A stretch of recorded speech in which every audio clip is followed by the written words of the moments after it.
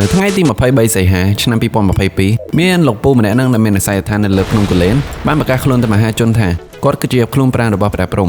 ដោយសារគាត់មានមហិទ្ធិឫទ្ធិខ្លាំងពូកែគាត់បានប្រកាសជូនទៅមហាជនថាប្រហែលថ្ងៃទៀតគឺជាថ្ងៃអវសានទន្ទឹមនឹងនេះគឺមាន Black Hole មួយដែលកំពុងតែខិតគៀកទៅនឹងផែនដីហើយបន្ទាប់មកនឹងមានទឹកជំនន់ដែលលិចទូទាំងពិភពលោកប៉ុន្តែក្រៅពីកន្លែងអត់លិចគឺភ្នំគូលែនរបស់គាត់ដែលតម្រូវអ្នកទាំងអស់គ្នាបង់ចាប់ពី$1000ទៅ$10000ដើម្បីស្នាក់នៅ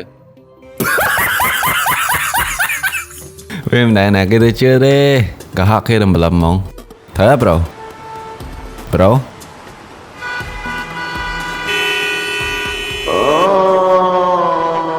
ដោយសារតែភាពភ័យខ្លាចបាននាំឲ្យពួកគាត់លក់ដីធ្លីតែសម្បែងទាំងអស់ហើយរុះរាន់ទៅភ្នំគូលែនសូម្បីតែអ្នកនៅជប៉ុននិងកូរ៉េក៏មកដែរហើយចំណែកថ្ងៃអវសានវិញវីដេអូនេះអត់មានគោលបំណងចង់វាយប្រហារណាគេទេប៉ុន្តែគឺជាមេរៀនសម្រាប់ពួកយើងទាំងអស់គ្នាគឺថាកុំជឿអ្វីដែលគេនិយាយលើបណ្ដាញអ៊ីនធឺណិតពេកពួកយើងត្រូវចេះស្ដាប់ហើយពិចារណាដោយប្រើហេតុផលទិបស្ទាវ